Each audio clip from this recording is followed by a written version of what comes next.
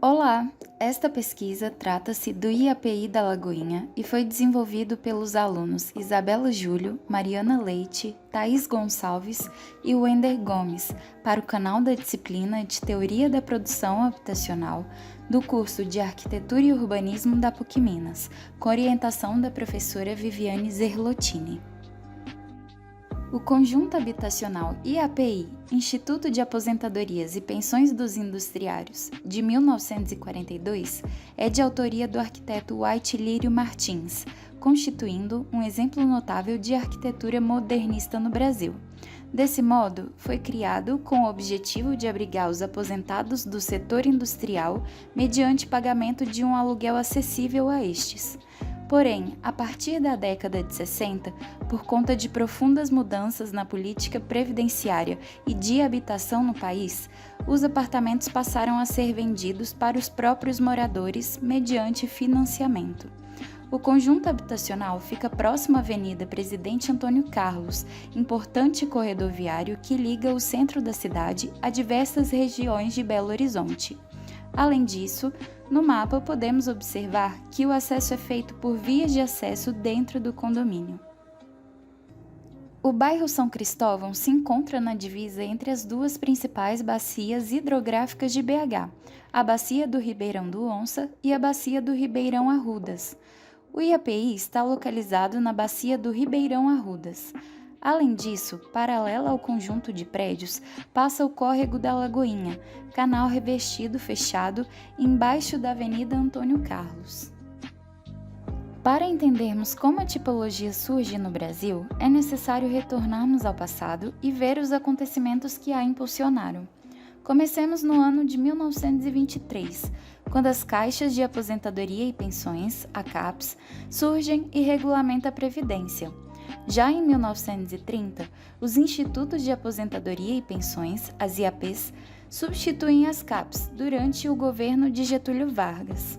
Como medidas deste governo, temos a Constituição de 1934, que moderniza a economia através da abertura de fundações e instituições de crédito.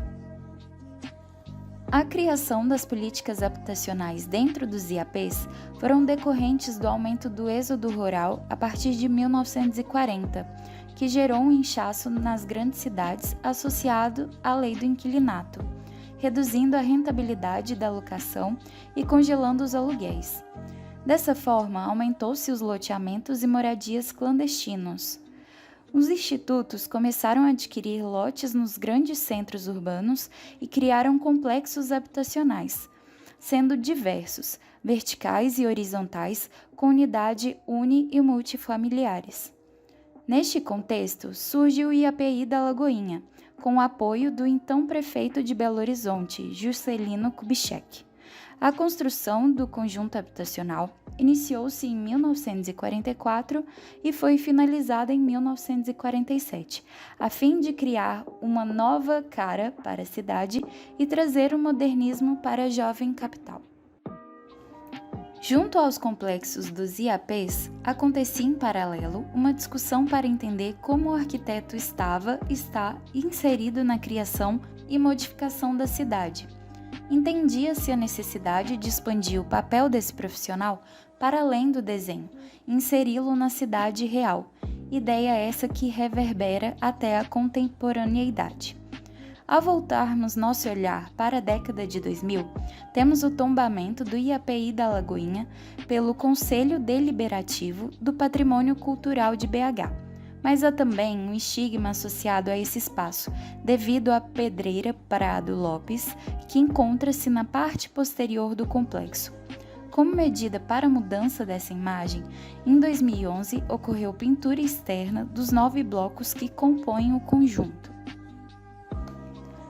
Para colaborar com o entendimento de como funcionam as relações sociais de produção, estruturamos este infográfico para apresentar a hierarquia dos servidores envolvidos na criação do IAPI e como esse contato chega ao consumidor final. Como ponto de partida, temos o então prefeito Juscelino Kubitschek cedendo as terras de propriedade do município para a execução do projeto.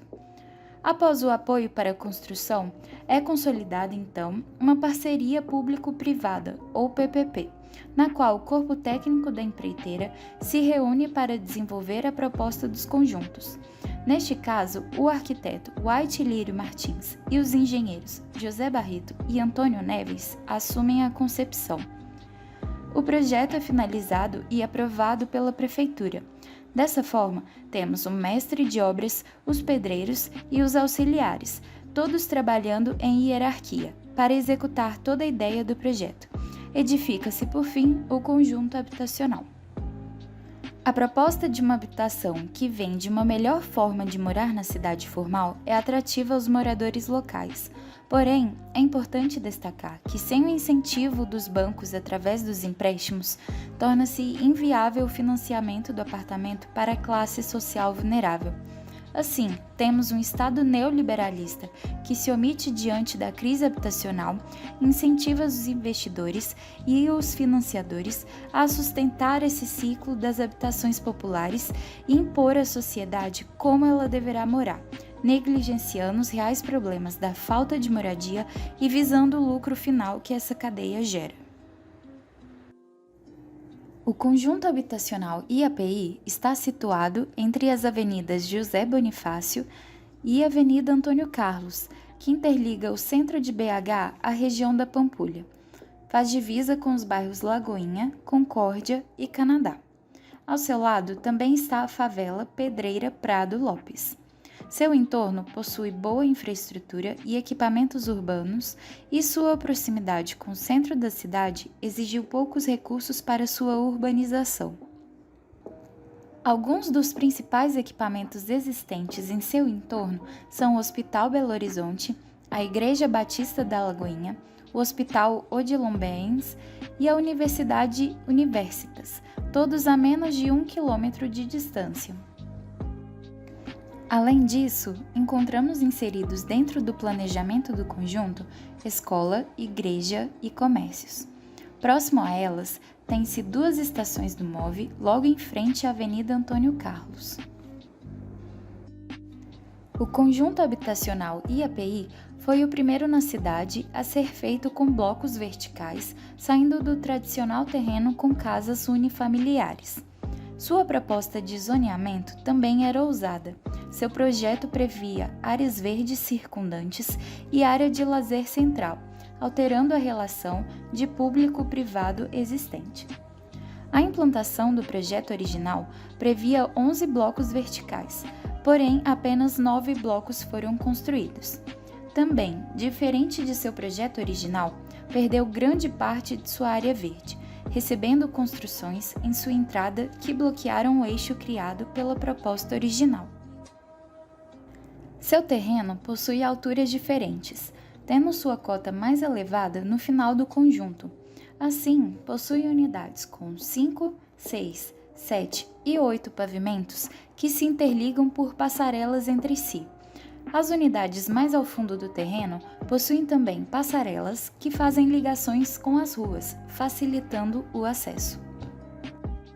O complexo está inserido em um terreno de 68.315,6 metros quadrados, tendo 70.588 metros quadrados de área construída, em 928 unidades.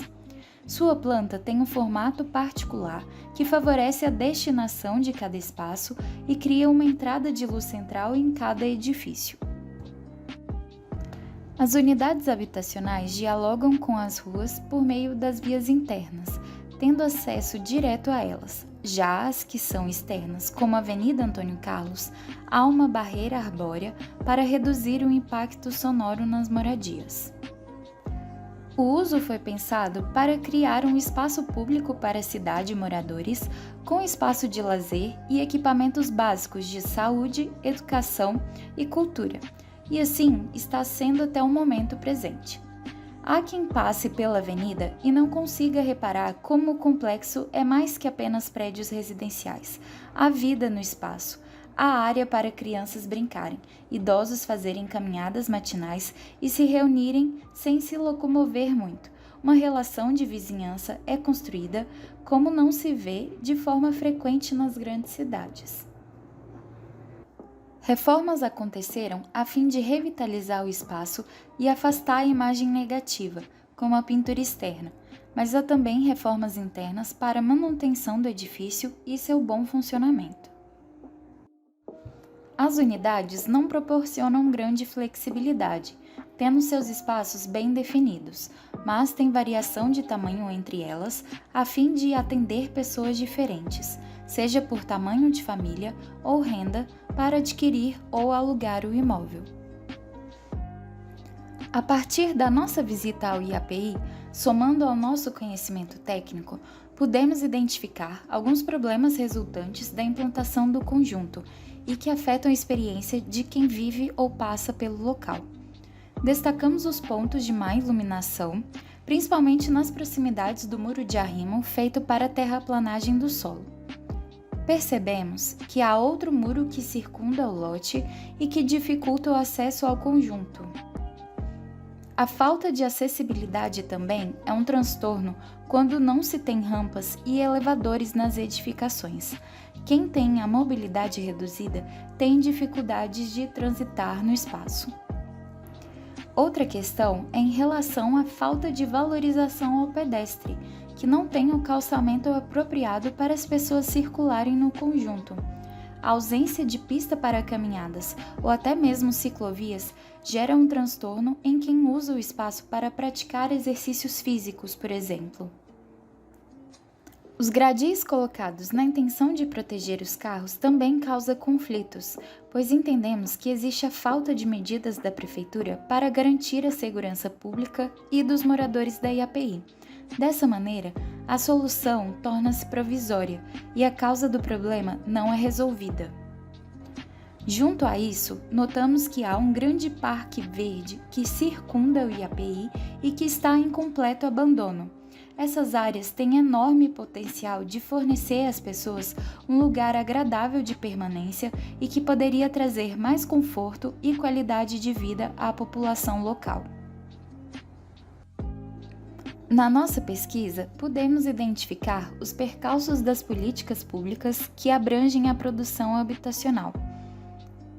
Na política fundiária, segundo o BOLAF, a baixa capacidade dos municípios de combater o mercado de terras, impondo limites à ocupação urbana e captando a valorização imobiliária decorrente dos investimentos públicos, repercutem igualmente para que o acesso ao solo urbano seja um grande desafio à produção de habitação bem localizada para as populações de baixa renda.